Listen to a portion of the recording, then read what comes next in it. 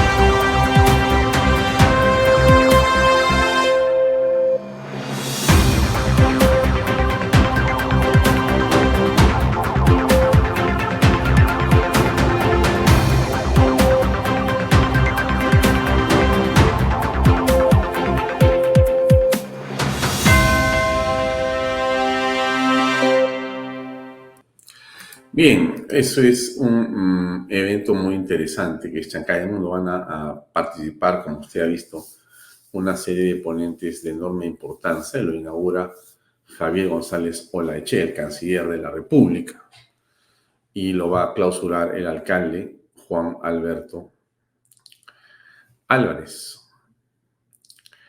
Juan Alberto Andrade Álvarez.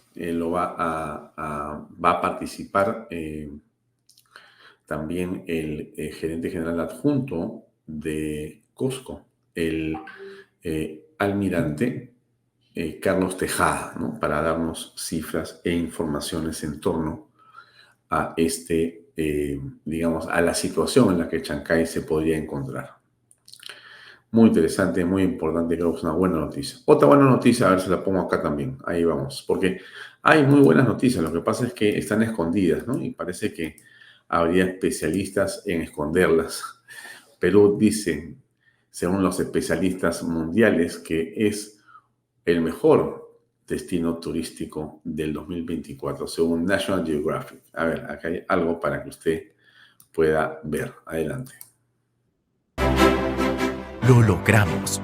El Perú es el mejor destino internacional del 2024.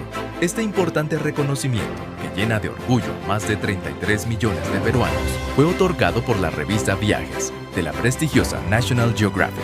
Diverso, único y seguro, nuestro país continúa ofreciendo experiencias fantásticas a todos y cada uno de sus visitantes. Como pilar de nuestra reactivación económica, el turismo sigue generando más trabajo y oportunidades a lo largo de todo nuestro país.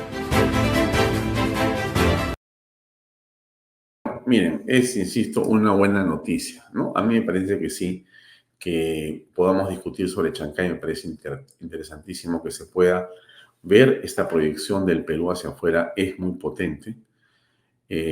Déjenme hablarle algo más. Mire, a ver, lo que está haciendo el alcalde de Lima con el agua de emergencia. La alegría de compartir con ustedes la inauguración de los pilones de agua y así tener calidad de vida que tanto lo necesitamos. Muchos alcaldes vienen, ofrecen y al fin y al cabo nunca se llegan a algo concreto. pero nuestro alcalde Rafael López Aliaga sí cumple, vecinos. Él dijo, mis vecinos de San Juan del Lurigancho no bombearán más agua, no estirarán su manguera 300 metros, 400 metros. El alcalde del pueblo, el alcalde Porqui, que sí cumple. El alcalde de los cerros. Esta noticia, pues, se lleve el agua, emergencia, a 15.000 hermanos nuestros, es noticia. Debería estar todo el chito, los canales acá. ¿Dónde están? El trabajo honrado de llevarle 30 toneladas a la gente, diariamente no dicen nada. ¿No? De llevarle sangrecita a la gente para que no haya anemia, tampoco dicen nada. Esto no es noticia para ellos. No les interesa, pues, porque no hay mermelada. Es tanque que está el agua almacenada y está verde. Y le venden el agua a 20 soles el metro cúbico.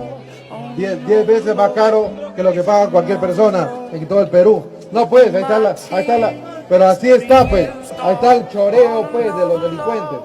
Para eso uno hace política, para llegar primero a los lugares que están sufriendo. Estamos llevándole agua de emergencia a todo Lima. La idea es llegar a 1 millón, por lo menos 1 millón de seres humanos, hermanos nuestros, que es parte de la filosofía cristiana.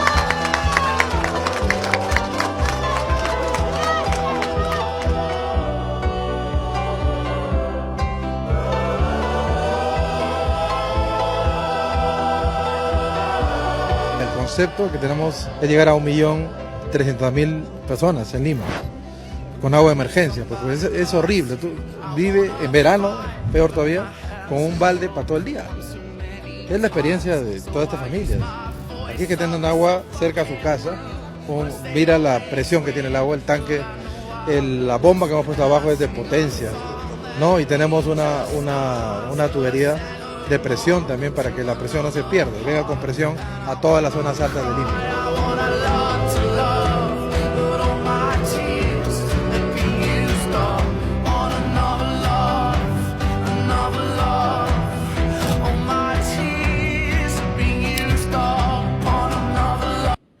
Bueno, es una importante obra que esta agua de emergencia que llega a la gente que no tiene cómo subir su agua a la punta de los cerros, ¿no? El alcalde ha logrado conseguir una serie de, digamos, recursos para subir el agua, donde esta gente antes recibía camionadas que llegan tarde, mal y nunca, a precios exorbitantes.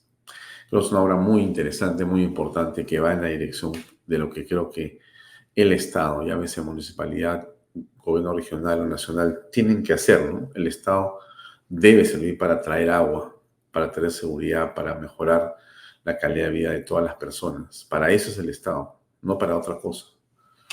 Interesante el apunte que hace acá López Aliaga en esta oportunidad. Bueno, solamente para comentarle que el día de hoy, solamente para que usted sepa, acá están, sí, vamos a conversar con Óscar Santander, Tino Santander, va a estar con nosotros para hablar sobre la coyuntura antropológica. Bueno, ¿quién es Tino Santander? Ahora vamos a pedirle a Tino que se identifique un poco más, que se explaye sobre sí mismo, unos minutos para que nos dé un contexto sobre él, ¿no? Que ha estudiado y por qué pues, es interesante escuchar a un antropólogo. La pregunta que algunos nos pueden hacer es ¿por qué insistimos tanto en la antropología? ¿Qué tiene que ver eso con lo que estamos haciendo? Con lo que estamos, digamos, permanentemente predicando aquí, ¿no? Bueno, a ver, la antropología es esa disciplina, pues, que estudia al ser humano en su totalidad, digamos, ¿no? No solamente la evolución biológica, sino la cultural, las formas de vida, las creencias, las costumbres, la forma como se organiza en la sociedad, el lenguaje, ¿no? El arte. Esa diversidad, digamos, que implica el ser humano es estudiada por la antropología, ¿no? Y esto es interesante cuando uno la mira a lo largo del tiempo, ¿no? Cómo ha sido y cómo son. Bueno, tienes un montón de subcampos, ¿no? Que tiene que ver con la, digamos, antropología o física o biológica o la arqueología o la cultural, la propia antropología lingüística. En fin, eso se puede, digamos, diversificar, ¿no es cierto? Y cada una de estas se enfoca, digamos, temas específicos. Pero todo esto hace, digamos, muy importante conversar con un antropólogo, ¿no? Si este antropólogo viene del Cusco, si este antropólogo tiene unos 60 o 65 años de edad y ha estado metido en este campo social, su punto de vista puede ser interesante. Con alguna frecuencia discrepamos de las posiciones que a veces advertimos extremistas de Tino Santander o de Óscar Santander. Pero creemos que aunque discrepemos de las mismas, podemos llegar a algunos puntos en los que se puede extraer temas interesantes. Por eso es que nosotros lo traemos aquí al programa para conversar, porque creemos que puede ser útil, aun cuando, insisto, podemos discrepar de muchas cosas. Yo creo que en el fondo hay también líneas en las cuales uno puede encontrar reflexiones válidas en lo que Tino dice. Así que hoy vamos a conversar en extenso con Tino Santander en unos minutos más. Les recomiendo que usted vea la entrevista completa. Estuvo con nosotros un héroe de Chavín de Huántar, el comando Tello, ¿no? Estuvo con nosotros y fue muy interesante, como le comentaba ayer, tenerlo aquí en Canal B, y estuvo conversando con José Baella Malca, y aquí hay una reflexión que me parece muy, pero muy importante escuchar. Por favor. Yo solamente he tenido 6 meses de toda mi carrera de los 30 y pico años que no he estado enjuiciado. Después del frontón, toda mi carrera he estado enjuiciado. Es más, yo tengo más de 10 años en el retiro y sigo enjuiciado. Sí, tengo 38 años enjuiciado por haber participado en el develamiento del motín El Frontón. En ninguna parte del mundo, 38 años una persona un proceso, está en un proceso. ¿No? Claro.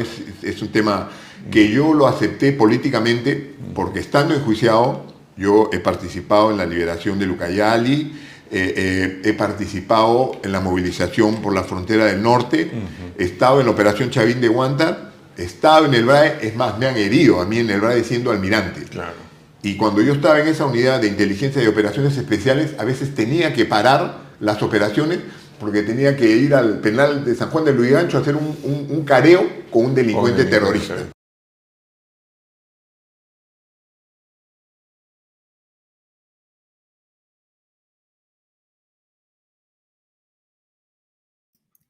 Micrófono, por favor. Perdón, ahora sí. Esto que cuenta el comando Carlos Tello, el almirante Carlos Tello, es en extremo indignante. Parece inconcebible que a un héroe de la patria, a un hombre que ha servido al país y que ha puesto, como se dice, el pecho para salvar la democracia en el Perú. Desde el principio, estamos hablando de el frontón, o sea, décadas, como ha señalado él, 38 años, él se encuentra en esta situación de juicios, de persecución. Y hoy, después de 10 años de estar fuera de la institución militar, sigue el juicio sin concluir. Luis Gianpietri murió, héroe nacional, hombre que sirvió como enlace de inteligencia, rehén de los asesinos terroristas del MRTA, y que logró ser una valiosa contribución y heroica contribución también en el rescate de la embajada de Japón, siendo él uno de los rehenes. Murió no hace mucho y los juicios continuaban, ¿no? Eso es este asunto de la bendita Corte Interamericana de Derechos Humanos, que no tiene cuándo concluir, que no tiene cuándo terminar, ¿no? Que es algo que a todos nos llama la atención sobre la ferocidad, la persistencia y en la enfermiza fijación sobre los héroes que enfrentan a los terroristas delincuentes, a los miserables terroristas, y que defienden nuestra patria, ¿no? Aquí hay unas ideas que dijo Óscar Becerra sobre el tema. El adefesio que es denunciar el adefesio que es la Corte Interamericana y la Comisión Interamericana de Derechos Humanos, en el sentido de despropósito, no de cosa ridícula y banal, que en alguna manera también lo es, o algunos pueden pensar que lo es, pero en el sentido de despropósito. No puede ser que una entidad dedicada a cuidar los derechos humanos se preocupe, como he dicho alguna vez, de los derechos de los desechos y abuse y violente los derechos de los humanos de bien, de los estados, y se inmiscuya en la vida y en la soberanía de los países. Eso hay que denunciarlo, hay que exigir que si va a existir esa corte, cumpla la misión para la que fue creada, y si no es capaz de cumplirla, retirémonos. Entonces está el almirante Carlos Tello, pero están tantos decenas de hombres que representan a la Fuerza Armada y Policía Nacional que son perseguidos con fondos de ONGs que están en el país, que reciben ingentes cantidades de dinero y que se encargan no solamente de perseguirlos a ellos, sino de defender a los terroristas. Esto parece una sinrazón, pero es cierto. O sea, parte del desorden del Estado peruano, parte del caos en el que estamos en el país en la actualidad, es estas contradicciones que se ven evidenciadas por lo que comenta Jorge Becerra y por lo que ha comentado el almirante Carlos Tello, Comando Chavín de Guanta. O sea, no solamente la CIDH, comisión o corte, los persigue y se encarga de hacer la vida imposible, sino que además las ONGs que reciben ingentes cantidades de dinero sirven pagándole a los abogados para que defiendan y liberen a los terroristas, que son con los que se enfrenta Carlos Tello, hombres como él, comandos valerosos de las Fuerzas Armadas. Esto es algo que en algún momento tiene que detenerse. No podemos seguir así, señora, señor que ve este programa. No vamos a continuar siendo un país que quiere encontrar los caminos de desarrollo en Chancay o en Corío o en el puerto de Chimbote o en el Callao o a través de nuestra agroindustria o la minería o lo que podemos hacer en la selva o nuestra fuerza laboral tan importante y notable. O sea, no vamos a poder salir adelante como país si tenemos estos lastres que no son defensa de derechos humanos, son defensa de intereses de ciertas personas o grupos minúsculos, que lo que hacen es vivir de esta confrontación, porque lo que ellos quieren es exacerbarla, agrandarla, visibilizarla para poder vivir de ella. Continuar levantando las banderas de los derechos humanos para que existan despistados, países u otras organizaciones que no siempre son tan despistadas tampoco, tienen también sus propios intereses y que financian a estas cortes. Como dijo muy bien el señor Fernán Altuve, son un grupo de países que han sido puestos o representados por organizaciones con intereses de carácter político. Eso es la Comisión de Derechos Humanos. Es un grupo de intereses políticos y nosotros hemos caído redondos en el tema y hemos aceptado su jurisdicción. Y ustedes ven al almirante Tello, lo que ha dicho es impresionante, lo voy a volver a poner. Yo solamente he tenido 6 meses de toda mi carrera de los 30 y pico años que no he estado enjuiciado. Después del frontón, toda mi carrera he estado enjuiciado. Es más. 6 meses, ¿ah? Usted escuchó, ¿no? Solamente ha tenido 6 meses de su carrera, o yo estoy sordo. A ver, vamos a volver a escucharlo. A ver, escucha usted, ¿eh? Ahí va, otra vez. Y toda mi carrera, yo solamente he tenido 6 meses de toda mi carrera de los 30 y pico años que no he estado enjuiciado. Después del frontón, toda mi carrera he estado enjuiciado. Es más, yo tengo más de 10 años en el retiro y sigo enjuiciado. Sí, tengo 38 años enjuiciado por haber participado en el develamiento del motín El Frontón. En ninguna parte del mundo, 38 años una persona un proceso, está en un proceso. ¿No? Claro. Es un tema que yo lo acepté políticamente porque estando enjuiciado, yo he participado en la liberación de Lucayali, he participado en la movilización por la frontera del norte, he estado en la operación Chavín de Guanta, he estado en el BRAE, es más, me han herido a mí en el BRAE siendo almirante. Claro. Y cuando yo estaba en esa unidad de inteligencia y operaciones especiales, a veces tenía que parar las operaciones porque tenía que ir al penal de San Juan de Lurigancho a hacer un careo con un delincuente terrorista. Increíble, ¿no?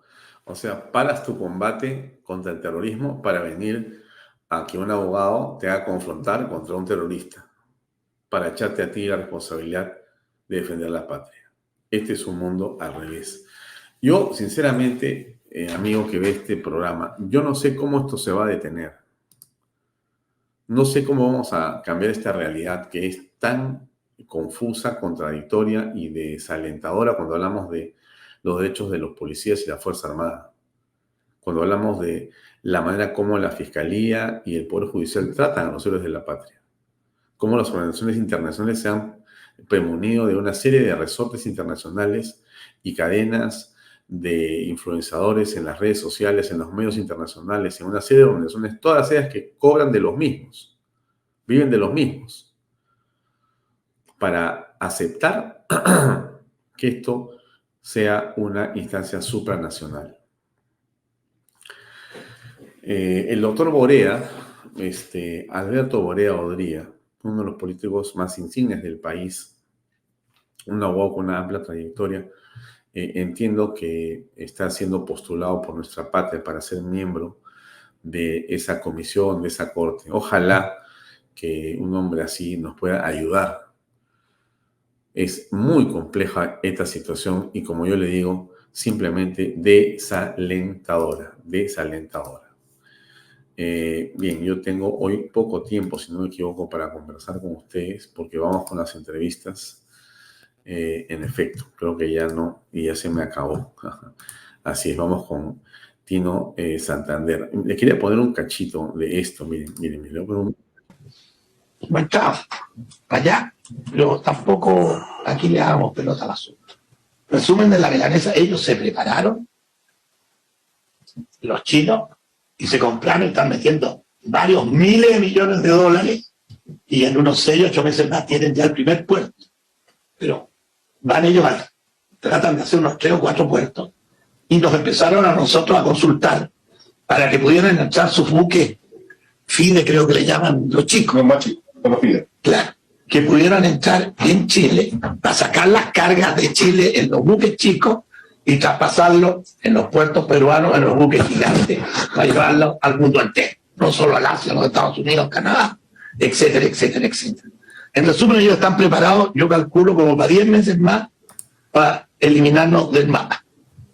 Y no lo esconden ni nada, porque ellos lo hacen su planificación de desarrollo. O sea, ellos quieren sacar toda la producción de Sudamérica, aprovechando estos mismos corredores, al abrir en Tacna un puerto.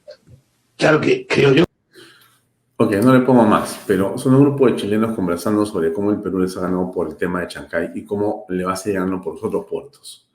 O sea, en Chile, competidores nuestros aprecian claramente que estamos en una situación única y de amplia ventaja. En el Perú, pocos peruanos, y sin duda no las autoridades, en general, no aprecian este hecho. Salvo contadas excepciones, no se entiende en el Estado lo que se tiene que hacer. Insisto, el sentido de urgencia es lo que tenemos que comprender. Basta con eso, vamos con la entrevista con Tino Santander sobre la antropología. Escuche usted bien, la coyuntura antropológica. Adelante, por favor.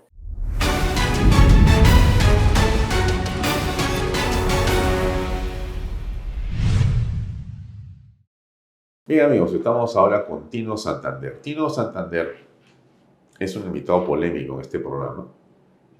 Tiene una voz para unos discordante, pero creemos que es muy importante escuchar con reflexión lo que un hombre que viene del Ande, un hombre que viene del Perú, que a veces no se escucha, tiene que decir.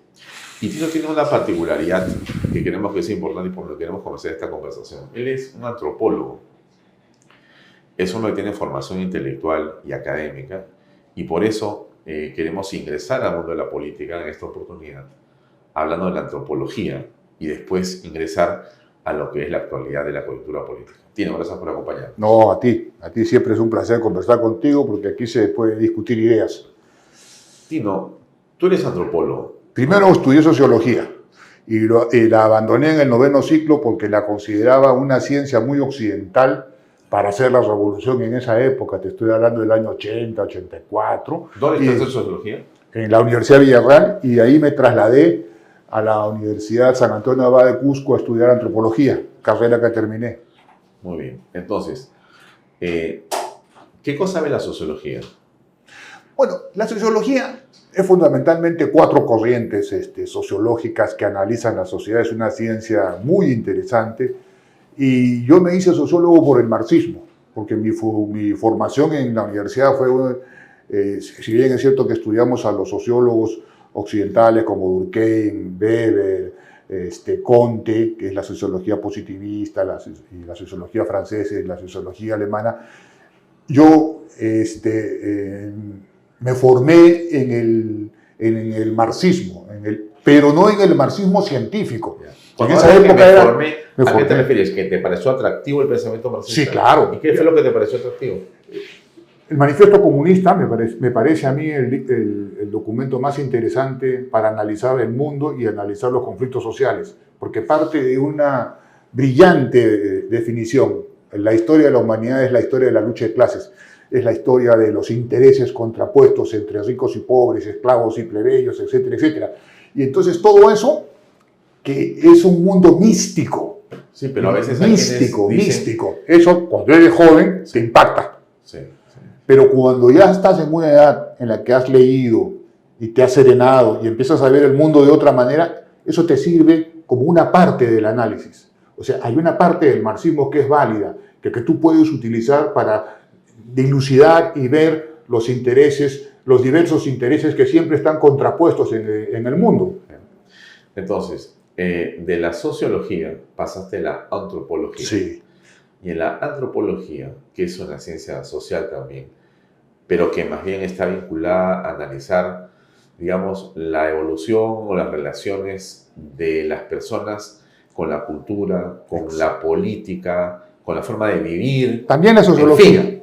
También la sociología. Lo que pasa es que el origen de la antropología es un origen colonial, porque los primeros antropólogos fueron los funcionarios administrativos de los imperios que llegaban a los lugares conquistados, a los territorios conquistados, y hacían informes sobre las costumbres, sobre los modos de vida, sobre la religión, etcétera, etcétera. Esos informes luego fueron convirtiéndose por los estudiosos, el Morgan, Taylor y otros que estudiaron la religión, los ritos, convirtiéndose en etnografías y en métodos científicos. Empezaron a aplicarle el método científico comparativo, y la antropología a mí me ha dado satisfacciones espirituales extraordinarias porque me ha permitido comprender, entender conflictos sociales, culturales, la diversidad de los peruanos, me ha permitido comprender su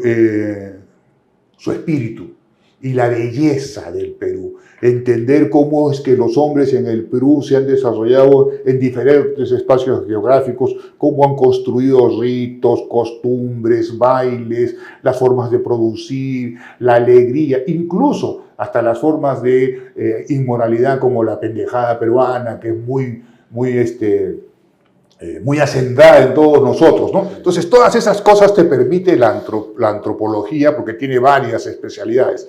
La antropología social, la cultural, la antropología forense e incluso la arqueología, que es una rama de la antropología, pero que estudia los restos arqueológicos y físicos de una manera diferente.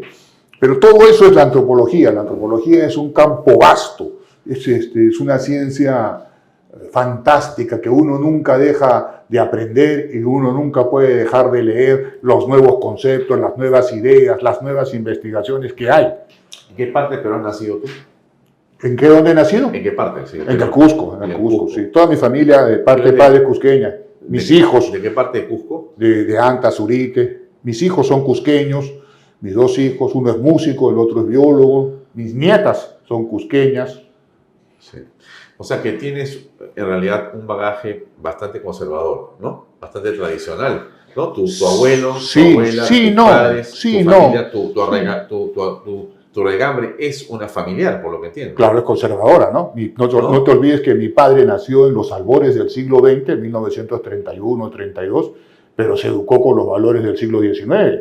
Claro. Primero era Dios, luego trabajar y la familia. Dios, patria y familia. Así es, o sea, con esos valores se educó mi padre. Y esos valores... Son los que tú has respirado. Los he asimilado hasta los 14 años porque yo me quedé huérfano a los 14 años. ¿Tu padre falleció? Sí, los dos. Entonces, mi padre en el año 75 y mi madre en el año 79. Entonces, me quedé huérfano, pero lo que yo recuerdo, por ejemplo, es ir a misa a las 5 de la mañana y escuchar la misa en latín. Y antes de ir a la misa, tenías que ducharte con agua helada, con agua fría, y después estudiar, y después leer, y después ir al colegio, y después era una vida, una niñez disciplinada y severa. No había cuentos ahí que yo trataba a mi padre como si fuese mi compañero de colegio, o mi amigo. No, era señor. O sea que era una cosa totalmente diferente que lo que yo veo ahora. No cuestiono lo de ahora porque creo que son otros tiempos que a veces no entiendo, pero que me doy cuenta de que es otro el contexto en el que se desarrolla el mundo. ¿Qué es lo que no entiendes? Lo que no entiendo es este compadrazgo o esta familiaridad en el trato de padres y hijos, que a mí no me parece. A mí me parece que es una relación jerárquica. ¿Y tú con tus hijos cómo eres? Bueno, con mis hijos he tratado de ser jerárquicos, pero no he podido. Creo que los tiempos me han vencido. Porque ellos, a pesar de que ellos son educados por su madre, la tradición católica, cosa que yo no he hecho, pero no es la relación jerárquica que yo he tenido con mis padres, ni que gente de mi edad, de 60 años, ha tenido con sus padres. Es otra, es más laxa, menos jerárquica, por decirlo, ¿no? Por ejemplo, mis hijos me dicen viejo. Yo jamás me hubiese atrevido a decirle eso a mi padre. Claro, tienes razón. Viejo, ¿cómo estás? Vamos a tomar una cerveza.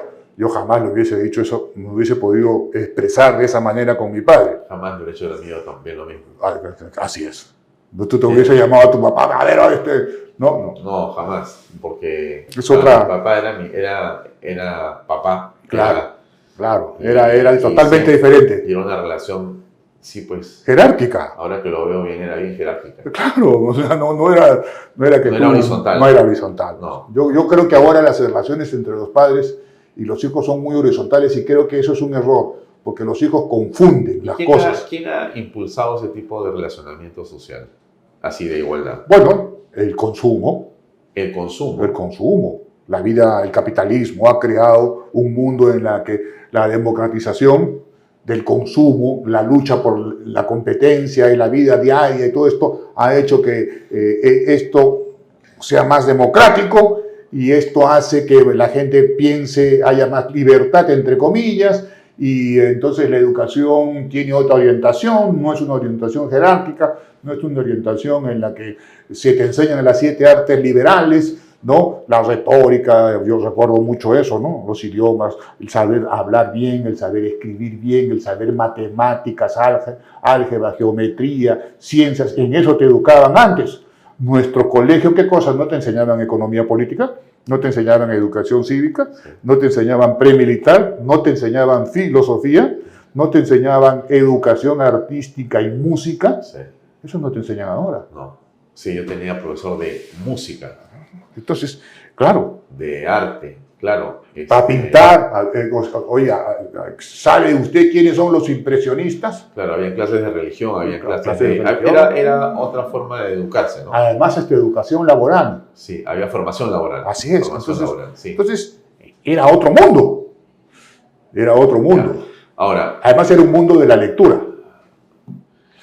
Pero es curioso, ¿no? Porque estamos en un mundo donde la información y el conocimiento más bien se ha puesto más a la mano, porque antes, claramente, era el libro, ¿no? Sí, claro. El medio, ¿no es cierto? Y entonces tú tenías que tener libro. Tenías que tener acceso. Tenías que ir a la librería o ir a donde estuvieran los libros. A la biblioteca. Y sentarte ahí o pedirlos prestados y demás, ¿no es cierto? Hoy Eso se ha democratizado, por ejemplo, eso me hoy parece día pasa un fantástico. celular, ¿no? Y el Así es. celular tiene Tienes acceso a todo. internet y tú en realidad pasaste a una dimensión desconocida. Ah, exacto. Porque ya no depende de nada, sino de tu capacidad para poder encontrar lo que quieres, que es básicamente como una palabra clave, ¿no? Exacto. Entonces, si quiero conocer hoy día los principales antropólogos, pongo antropología Y te principales, sale. puedo entrar a ChatGPT, ¿no es cierto? Y puedo tener mi propia información sobre lo que quiera. Exacto. Puedo investigar de una manera impresionante. La Exacto. investigación es muy... Y las fuentes y las bases de datos grandes están a disposición. Muchas de ellas son gratuitas. Casi todo es gratuito. Y bueno, lo pago es pago, pero tú tienes en realidad acceso más barato, a una vasta cantidad de información que antes no existía, ¿no es cierto? ¿Es un mundo mejor? Sí, yo creo que sí. Yo creo que sí, en relación al mundo universitario que yo he vivido, fíjate tú que hay una cosa bien curiosa de lo que tú me estás diciendo. En el año 1988, 87 creo que nacionalizaron la banca, ¿te acuerdas? En el gobierno de Sí, Alan. Alan García. Ya. 78. No, 87, 88 creo, no recuerdo exactamente. 87. Ya. Salió Vargas Llosa. Claro, el Movimiento Libertad Ya. y el Fredemo después, ¿no? Ya. Y entonces Vargas Llosa empezó a decir cosas que yo nunca había escuchado. Por O ejemplo. en la universidad nunca habíamos escuchado. Por ejemplo. Por ejemplo, leer a Popper. Entonces, Vargas Llosa empezó, primero se opuso a la extinción de la banca y empezó con una prédica liberal. Y entonces nosotros en la universidad lo escuchábamos con mucha atención y hacía gala de haber leído a Adam Smith, La riqueza de las naciones, libro que para nosotros era considerado parte de la sociología burguesa y el diablo, que en la universidad nos habían educado en el marxismo más panfletario. No teníamos idea de quién era Popper, quién era Octavio Paz, que había escrito un libro fantástico que se llamaba El logro filantrópico. Y todas estas cosas para nosotros... No habían llegado a las bibliotecas de ustedes. No habían llegado a la biblioteca de nosotros y para nosotros era una cosa novísima, nueva.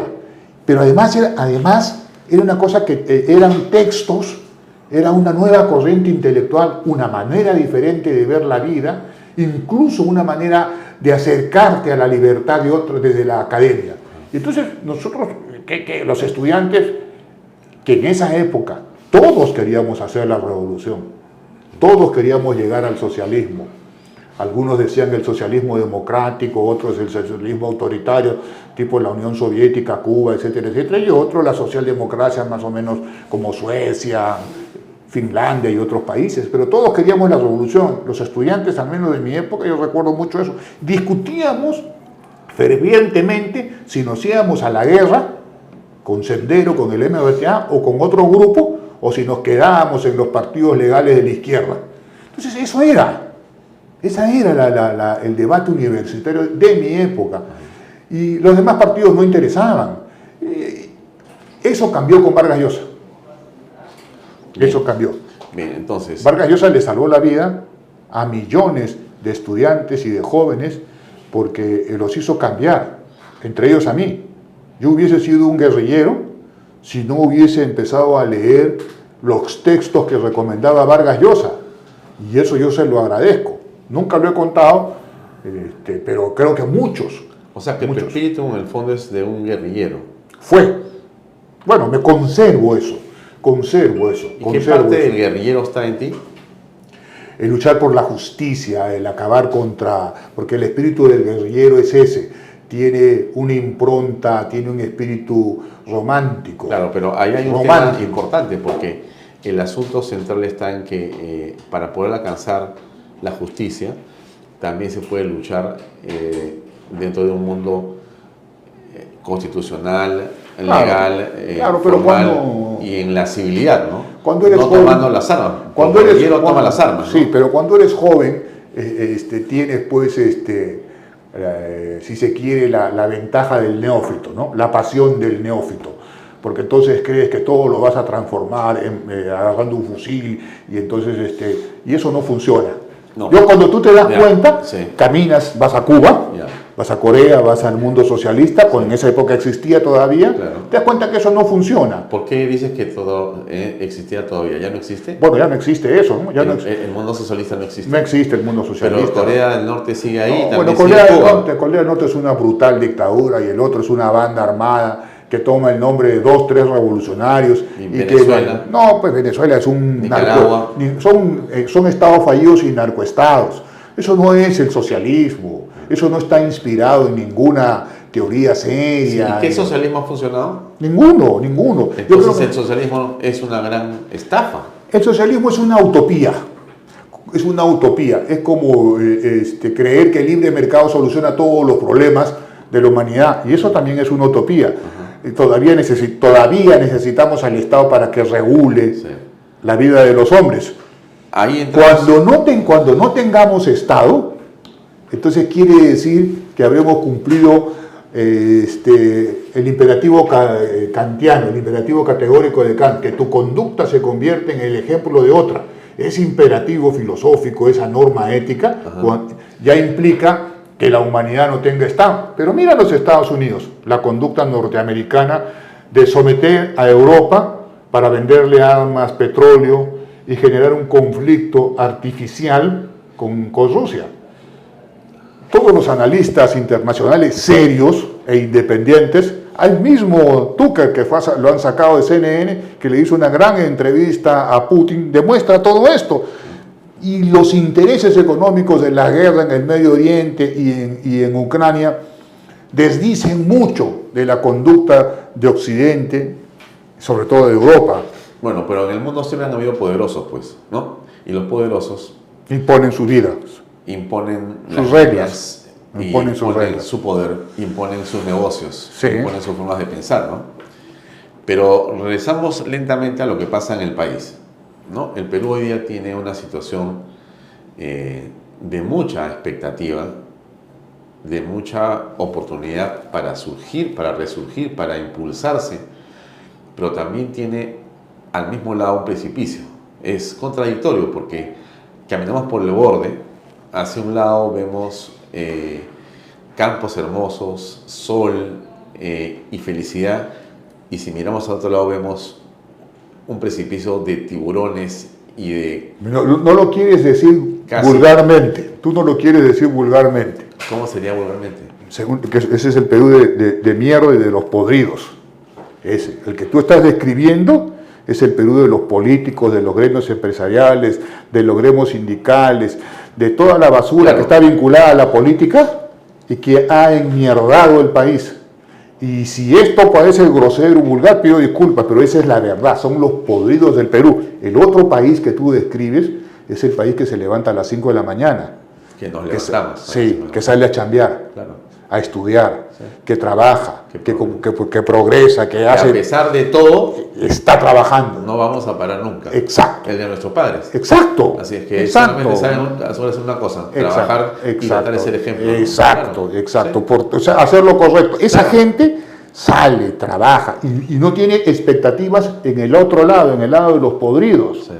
Y eso refleja simplemente la indiferencia con la que está tratando al Congreso, al Poder Judicial, a la Junta Nacional de Justicia, a los medios de comunicación tradicionales y al gobierno. Todos estos sectores tienen menos de 10% de reconocimiento o aprobación. Ahora, estamos entonces, para regresar antes de hablar de la coyuntura política, hablamos de la estructura política.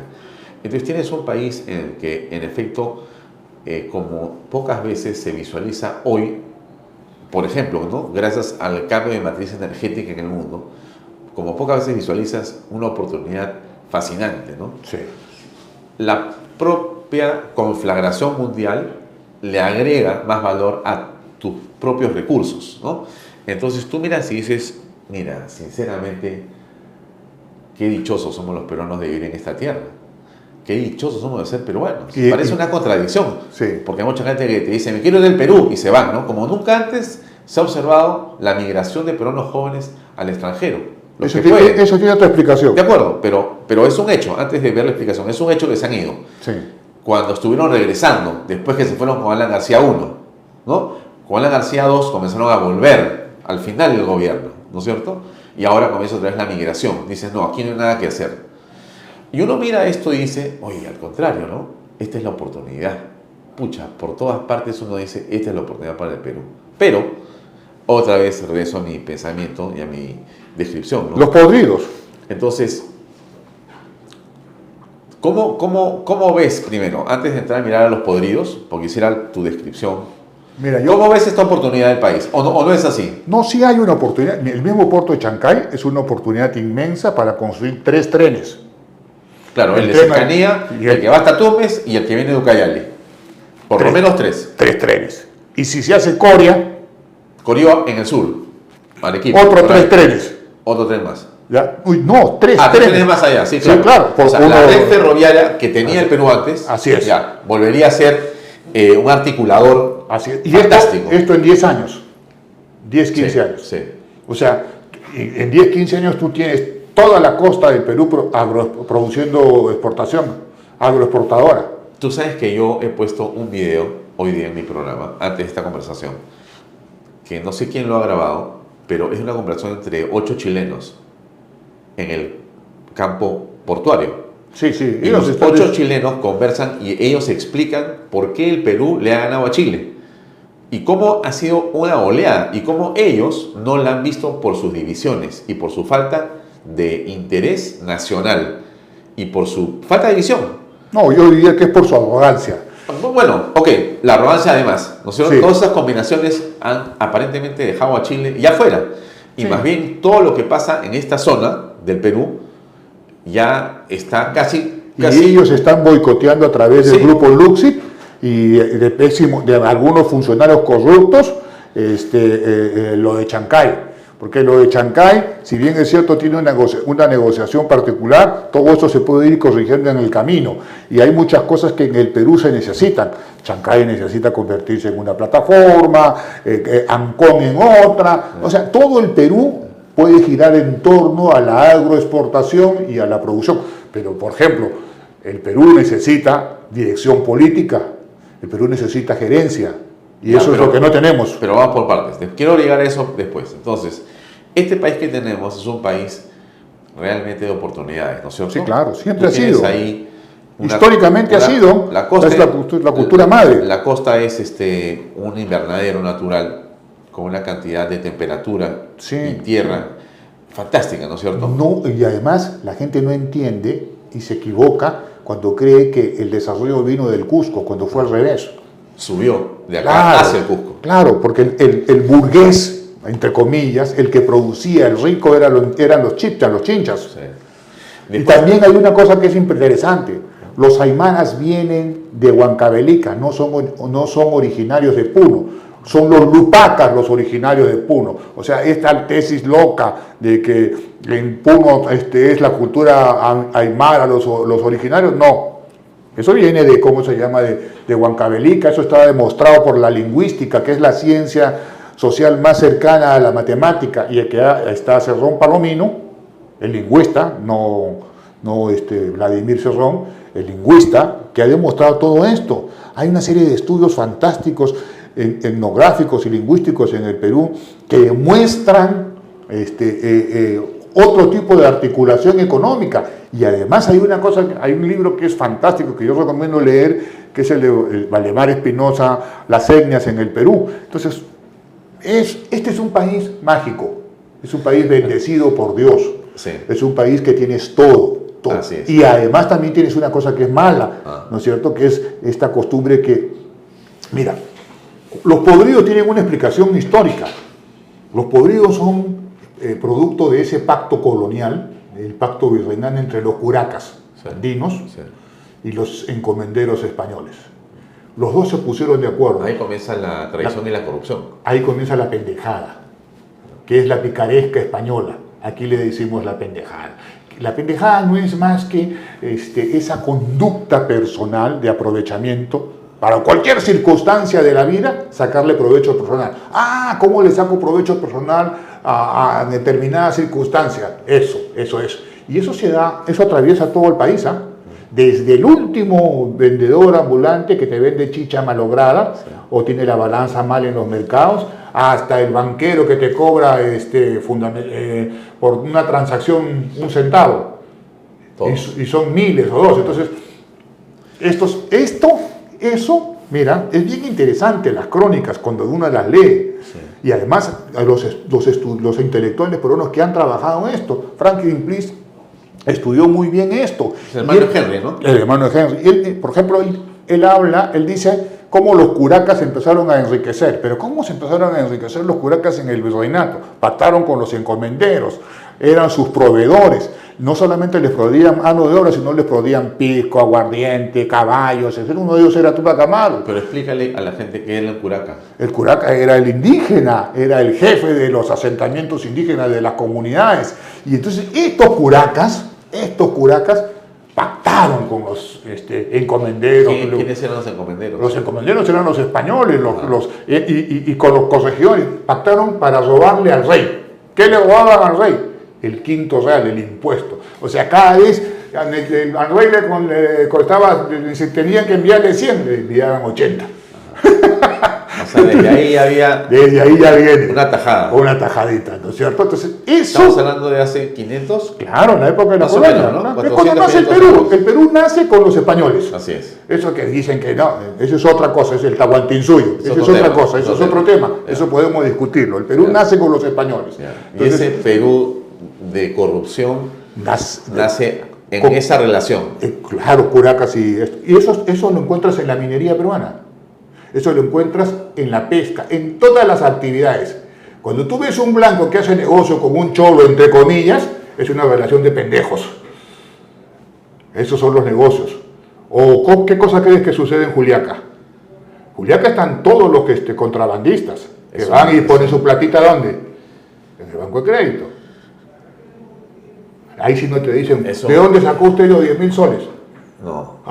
Pero si vas tú, acá demuéstreme usted, Alfonso, de dónde sacó lo de qué cosa sacó. En cambio, cuando va el compañero que hace minería, de 100.000 soles en una mañana, y no pasa nada. La señora saca debajo de su pollera contrabando, narcotráfico, minería ilegal, todo. El Puno. El Puno tú tienes camiones de primer nivel.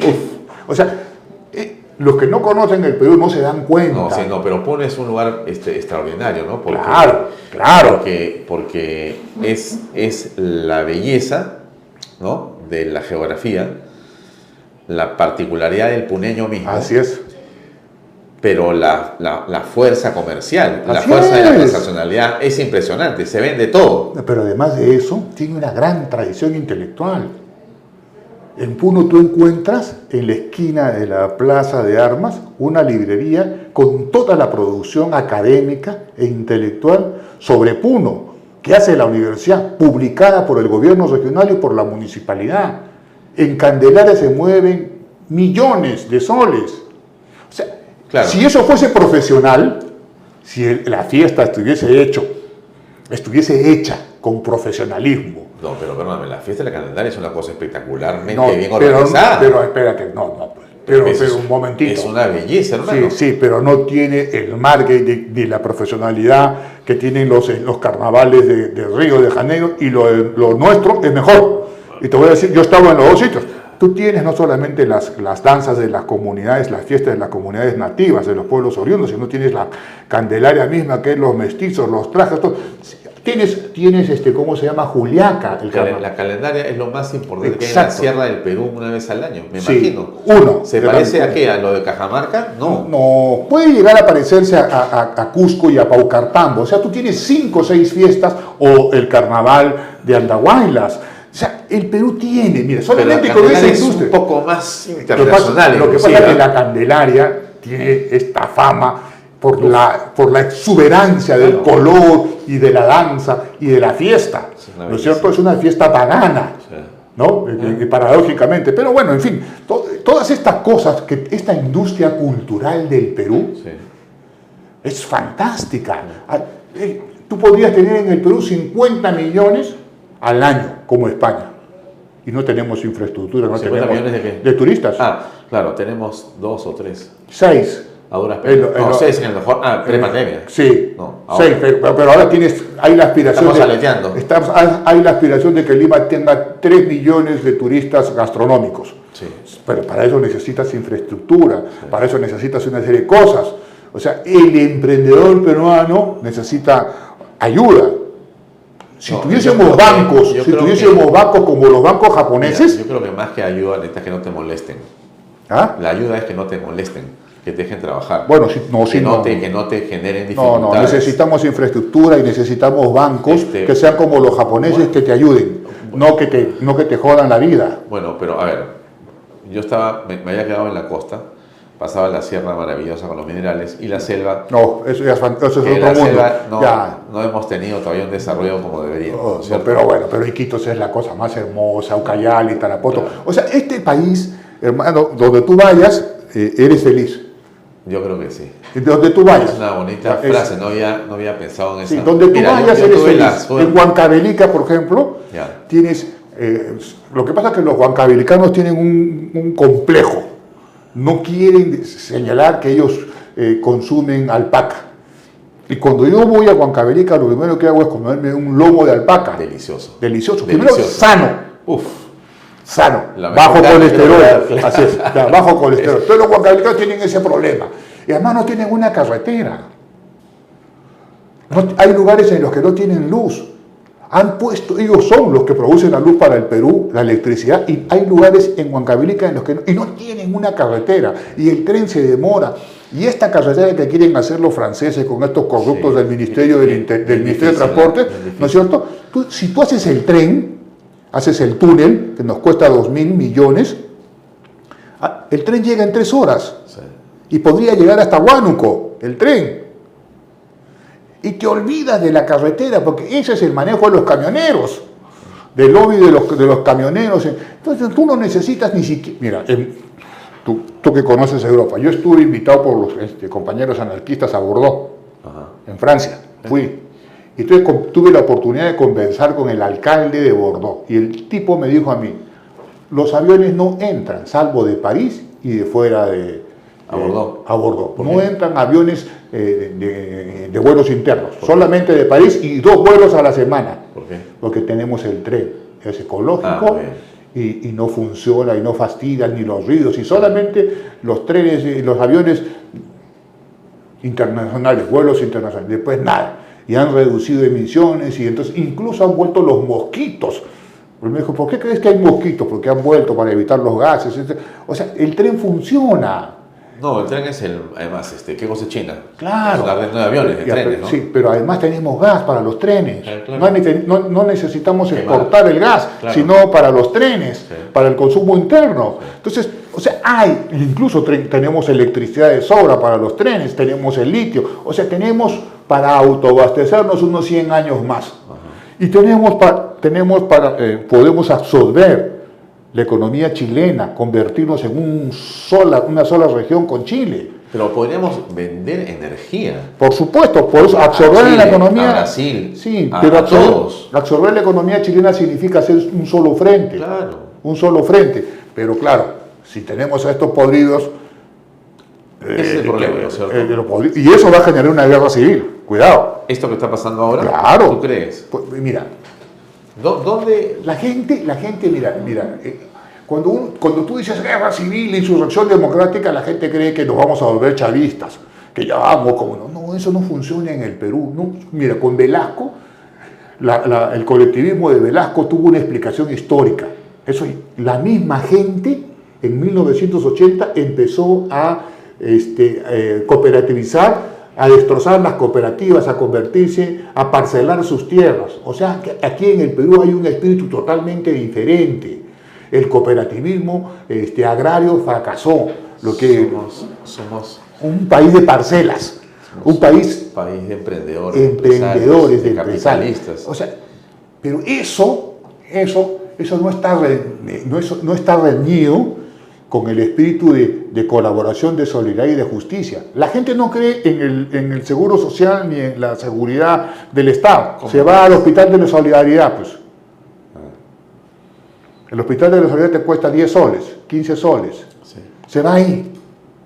La gente no puede ir al Marcan, ya, pero entonces va a un colegio Noverwin, no sé qué otra cosa que ha creado, que es un intermedio, y que los chicos hablan inglés. Entonces empieza a buscar alternativas privadas. La gente no cree en el Estado, no hace nada con el Estado. ¿Por qué el Estado se ha convertido en algo tan Porque el Estado está capturado por mafias que benefician algunos monopolios.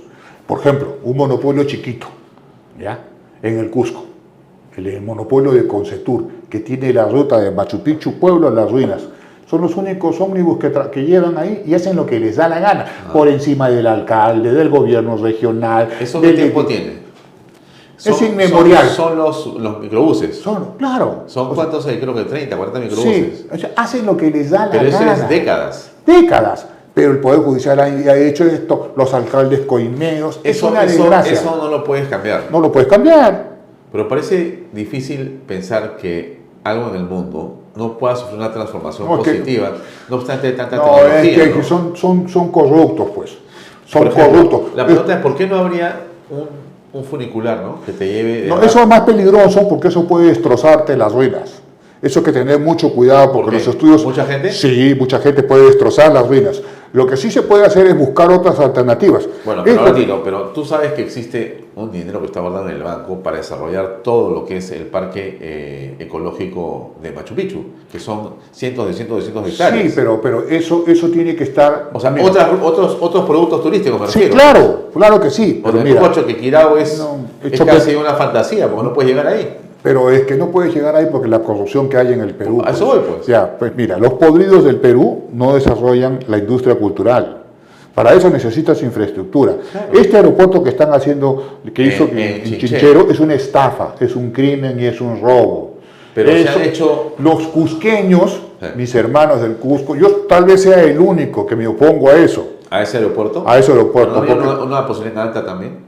No, tú no necesitas mira, pero te voy a explicar el actual es imposible, porque está dentro de la ciudad. Pero te voy a explicar por qué.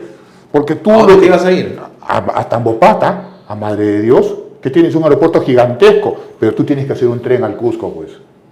Si tú te quieres ir a Bordeaux a tomar vino, tomas el tren de París, pues, 2 horas y media, 3 horas. Entonces tú te puedes tomar te vas a Tambopata y tienes el Manu, y tienes la belleza del trópico, tienes una cosa fantástica. En Puerto Maldonado podrías desarrollar el turismo, el ecoturismo, podrías combatir a la minería ilegal, a la depredación del bosque. Tú podrías hacer eso en Puerto Maldonado, hacer un tren. ¿Cuántos de tren? Serán 200 kilómetros, 150 kilómetros con la ingeniería, hora y media. Sería una hora y media lindo, ¿no? Un paisaje espectacular. Ya, tienes otro tren que no usas, Juliaca-Puno, que es tal vez, pasas por el borde del lago, es uno de los paisajes más hermosos que hay. Pero hay un tren ahora. Sí, pero no funciona como debería funcionar. O sea, todo está por hacerse en el Perú, solamente se necesita un gobernante un poquito listo, ¿no? Y con un poquito de autoridad. Bueno, ese poquito, a mí me da la impresión por momentos, voy a decir una cosa que quizás no le gusta al público de Canal B, esta democracia es una democracia bien complicada, por momentos pareciera que no alcanza a resolver los problemas y la gente dice, este sistema no me está dando las soluciones y no me hace feliz, no me va a hacer feliz, necesito a alguien que tome decisiones y que tenga autoridad. ¿Quién tiene esa decisión? Mira, esa autoridad? Mira, cuando es como retornar al pasado, ¿no? Es como retornar al pasado. El Perú siempre retorna al pasado. Volvió con García. El Corsi y el Recorsi, es el retorno hacia atrás. Sí, y entonces... la vuelta. Claro, porque queremos Audría, queremos, ¿cómo se llama? ¿Cómo no construimos el Tahuantinsuyo? Queremos a Sánchez Cerro, queremos un dictador, alguien que nos patee. Siempre queremos eso. Y entonces, en el Perú, quien expresa mejor ahorita el autoritarismo, el orden, es Fujimori. Alberto Fujimori, a pesar de que está viejo y que hace sus videos, yo no soy un asesino, me defiendo, etcétera, etcétera, y la gente está diciendo, queremos ¿Queremos a Fujimori? No, pero queremos a Fujimori subconscientemente. Esa es la autoridad. Claro, esa autoridad, porque el chino le ganó al terrorismo, hizo esto, sacó a los partidos políticos, hizo tal cosa, tal cosa. Las universidades. Ya, nos robó, ya, ¿qué importa?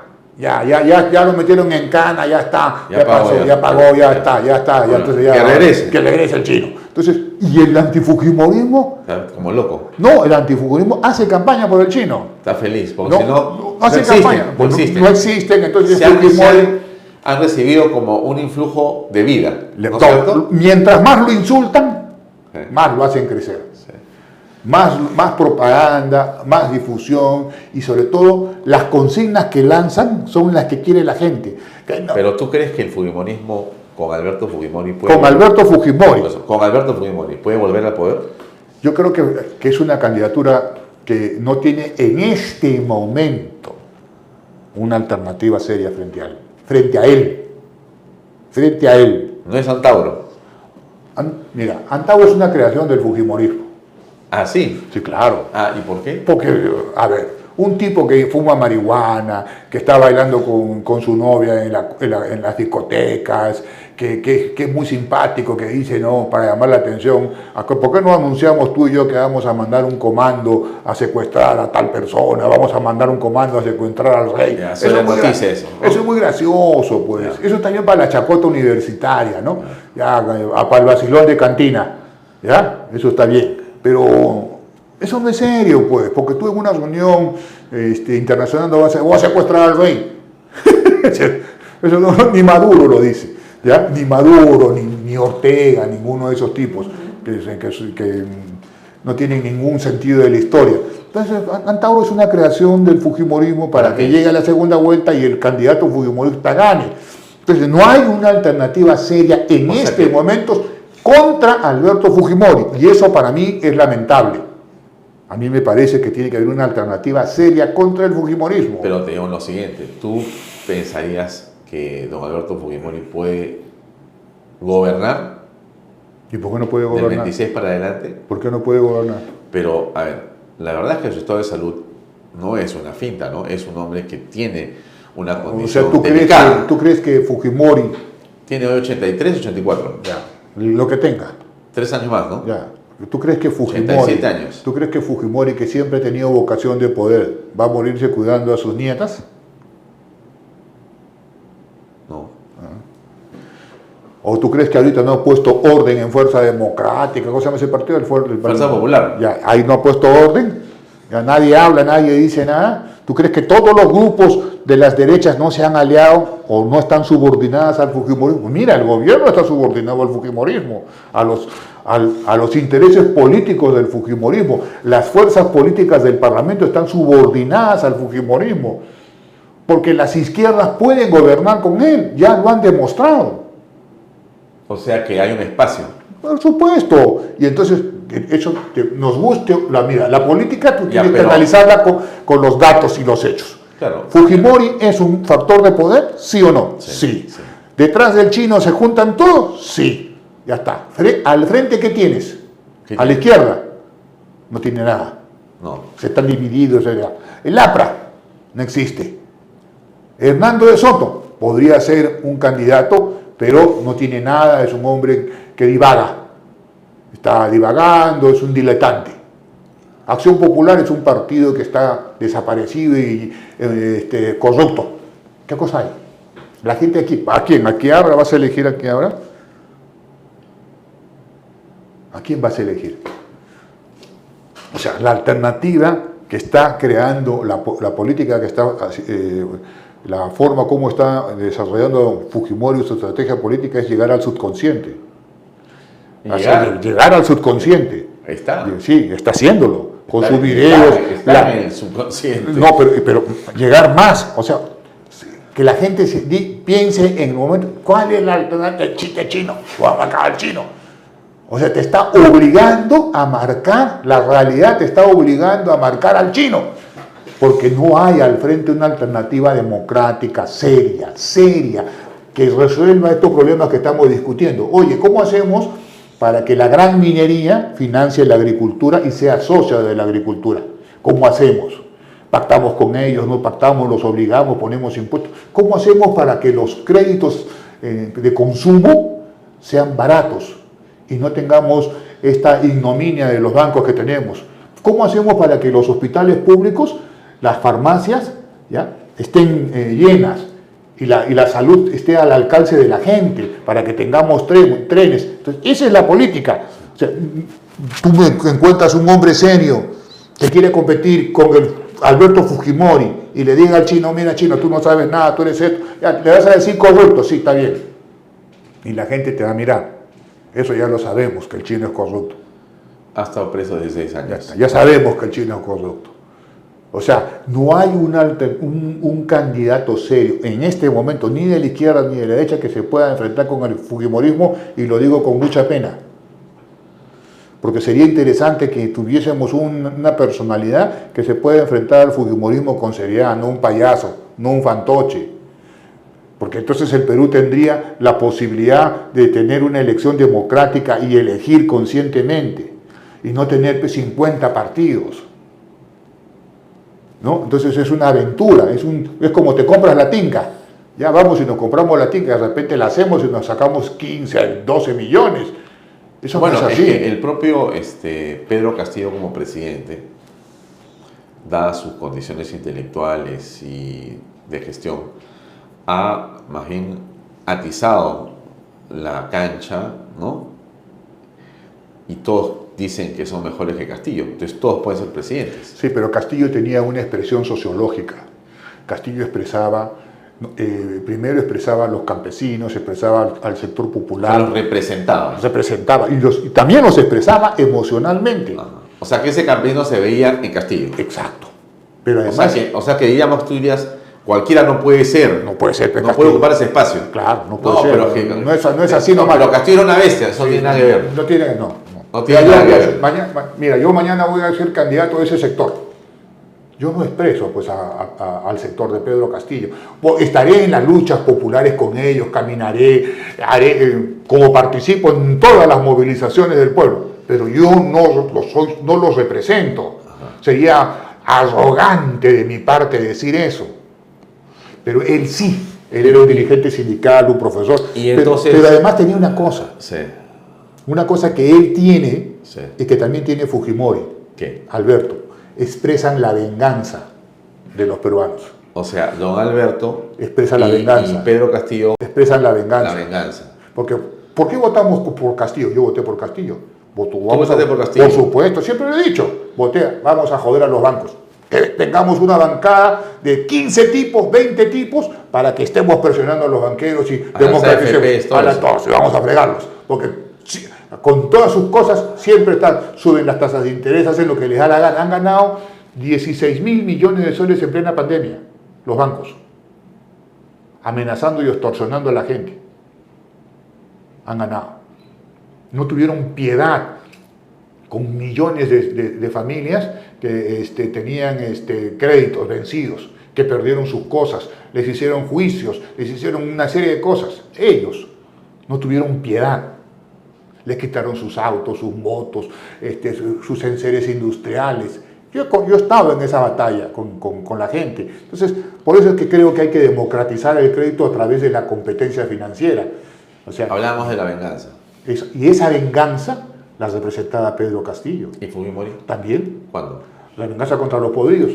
¿Tú crees que la izquierda y la derecha, López Aliaga, el PPC, todos estos, el APRA, no les va a arder que el chino sea presidente?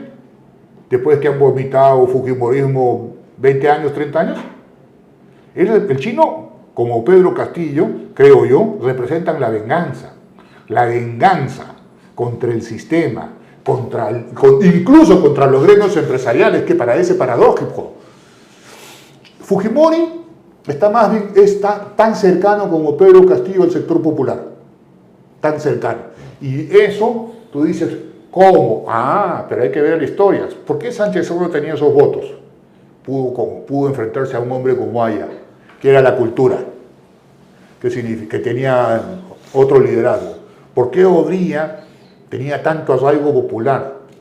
¿Por qué las dictaduras tienen ese arraigo popular? Porque están en el fondo del sector popular, porque ahí está su base, ese condor umbilical que los une a través de obras, el populismo. O sea, tú vas a Ayacucho y te acuerdas del chino. El chino hizo el baño, el chino hizo esta cosita, esta otra. ¿Y Pedro? No, pero Pedro es igual que nosotros. Entonces el pueblo tiene eso. Eso tenemos que analizarlo con seriedad. No, ya entonces es muy fácil de acá dar un discurso antifujimorista. Es muy fácil, no, chino tal, chino cual. Eso no funciona en política. Aquí lo que estamos diciendo es que Fujimori en estos momentos representa la venganza contra el sistema político, a pesar de la conducta de su hija, que sostiene a este gobierno. No nos salió el chino, dijo, el Fujimori no acordaba que hasta el 26, sí. Ya está, hasta el 26. Ordenó la casa. Ordenó la casa. O sea, nos guste o no nos guste. Claro. Se acabó. Ya está. ¿Qué marcha hay? Ninguna. ¿Qué movilización hay? Cero. ¿El ejército no está alineado? Completamente. Ya. Entonces. Hasta el Congreso. Entonces, ¿de qué estamos hablando? Entonces, tú, ante ese señor, tú no tienes una alternativa seria. ¿Cuál es la alternativa seria? O sea, no, que ya, lo que le voy a decir chino es ratero, ya, ¿qué más le vas a decir? Que chino asesino, ya. Y tú dices, Antauro es un... No, pues... No pasa nada. Eso no es serio, pues. Acá nos ponemos a fumar marihuana, entonces. Y hablamos de política. Entonces, eso no es serio, pues. Eso no es serio.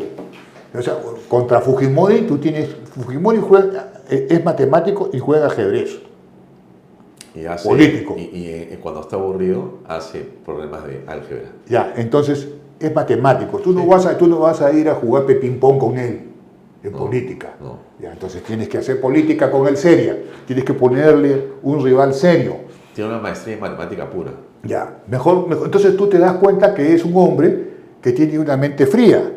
O la matemática, sí. Los números son fríos. Sí, claro. Ya, entonces, ¿qué necesitamos para ganarle a Fujimori? Otro matemático. No, una alternativa seria. Una alternativa que le diga, vamos a solucionar los problemas de esta manera. A, B, C. Una alternativa que nazca de abajo. Una alternativa que se identifique de abajo. Una alternativa que pueda construir un frente con la gente. Eso no existe en este momento. Y tampoco hay voluntad de hacerlo. Tampoco hay voluntad. ¿O tú has visto a alguien que quiera hacer una cosa seria? No, están caminando diferentes, digamos, mira, hay un plazo que se vence en julio de este año y muchos partidos están buscando, viendo, armando, pensando, ¿no? Bueno, han invertido plata gente, si están tratando de hacer pues cosas. A ver, mira, tiene que haber una alternativa. Un frente no se construye en una mesa. No, o sea, unos sanguchitos, unas cervezas y un pisquito y construimos el frente. Va ella por tal representando a los intereses de los poderosos o el otro sector de interés de tal. Así no es. Eso se construye en la calle, abajo. No es de la noche a la mañana. Eso es una cosa que hay que caminar el Perú. O sea, tú, a la gente de Juliaca, ¿qué le vas a decir? Venga, compañero, acá nos juntamos. O a los alpaqueros, o a los trabajadores que hacen zapatos en Trujillo. O a los, ¿cómo les vas a los madrileños? ¿Cómo les dices a esa gente? Vamos haciendo esto. No es así. Es una suma de voluntades, es un esfuerzo, un trabajo. Es caminar, es convocarlos, es escucharlos, incluso soportar sus aspiraciones de político nuevo y sus pendejadas. Es todo eso. Eso no se hace de la noche a la mañana. Es una chambaza. Y eso... Primero conocerlos, hacer un frente en la calle, en movilizaciones, pero eso no se está haciendo. Además, ya nos ponemos de acuerdo, Tino Santander con Alfonso Baella, convocamos a una movilización a los alpaqueros y a los compañeros mineros artesanales a protestar por tales y tales cosas. ¿Cuántos van? Nadie. Primero porque hay que tener una plataforma con ellos, hay que ponerse de acuerdo con ellos, hay que tener cómo nos movilizamos, cómo hacemos. Hay que tener una infraestructura. No es que ya, pequeña. No. Claro. Yo he hecho 50 marchas convocando a los deudores. Unas fueron buenas, otras me quedé con 10, unas llegué a 200 personas, me acuerdo mucho, en la SBS, otras hice una con 500, en Arequipa fueron 2000, en Trujillo fueron 50, o sea, no es una cosa que sí, mañana voy y soy, no es así. Es una cosa profunda, hay que trabajar mucho con la gente, y además hay otra cosa, la gente no les cree. ¿A quiénes? A la gente, a los políticos. O sea, Hay mañana... una falta de credibilidad Pero, en general, ¿no? a ver, si tú y yo somos candidatos, yo te hago ¿A dónde? al Congreso, Ya. te hago un reto intelectual. ¿Qué le dices a tus electores para que voten por ti? ¿Qué les diría? Sí. Bueno, les diría que quizá conmigo tienen la garantía de que voy a representar las ideas que ellos saben que yo tengo y que... ¿Por qué confiarían yo- en ti si todos los políticos han demostrado tener una conducta espantosa en el Congreso? Y Hay como tú, personas- y como tú, si hay 50 partidos, imagínate cuántos candidatos van a haber. Claro, van a ver como 1.500, creo, Entonces, 2.500. es una locura. Sí, claro, no, pero la gente va a ubicar, en verdad. A ver, vamos a ver. Al margen de que si yo sea o no candidato, cosa que no es así. Yo te pongo el reto intelectual para que tú te des cuenta lo difícil que va a ser. Porque no se trata de poner la foto de Alfonso Baella o de Tino, o de Juan o de Periquito con su cara bonita. Yo creo que se trata de muchas cosas, ¿no? Una es poner la foto. Otra cosa es la trayectoria que tienen las personas. Otra cosa es, este es un bandolero o no es un bandolero, porque de repente la gente quiere su bandolero. La gente va... Bueno, ¿a quién los puede representar? Exacto. En las ideas que tienen, en las posiciones que tienen. Yo creo que es quién te representa, ¿no? Así como Castillo representado, Exacto. ¿no es cierto? Habrá quien, o sea, de repente tú representas a alguien y yo de repente a alguien también, ¿no es cierto? Eso no quiere decir que vamos a tener una mayoría abrumadora, tendremos la que nos lleve al Congreso, suficiente, ¿no es cierto? Y en general, pero más allá del ejercicio de si podemos o no ser congresistas, para ir concluyendo, ¿cuál es el papel de los medios en esta historia? ¿Cuál ha sido y cuál va siendo el papel de los medios en la historia de esta crisis? Hay que definir medios y medios, ¿no? Sí. Los medios tradicionales a mí me parece que son parte de los podridos. Me refiero al Canal 4, Sí. al Canal 5, La República, El Comercio, El Expreso, y todos esos es parte de la clase política podrida, Sí. en la que está la CGTP, la CONFIEP, todos los gremios, los políticos podridos. Y por otro lado, los medios que están en la sociedad civil, que nacen de la gente, como el tuyo, como otros, no solamente en las regiones, sino que entonces ellos son una especie, a veces son voceros de los ciudadanos y otras son medios que extorsionan. Entonces, como el Perú, como en el Perú nomás, ¿no? O sea, los medios representan al Perú. No, yo no tengo mucho problema con ellos, pero sí veo, por ejemplo, hago diferencia entre los medios regionales. ¿No es cierto? Los medios regionales hay medios que extorsionan. En la región. En las regiones. En la viven, provincia hay cosas claro, hay duras. cosas muy duras, muy sucias y corruptas. Y eso es una cosa que no tratamos en Lima y que los provincianos no quieren tratar, entre comillas, provincianos, ¿ah? Se hacen. Sí, eso es la corrupción cusqueña en Apurímac, en Puno, es gigantesca, es nauseabunda. Cusco no tiene un hospital, es espantoso. Los comuneros le vendieron a 400 millones de soles los terrenos del aeropuerto. Ahí hubo corrupción. Uf, ¿quién se benefició?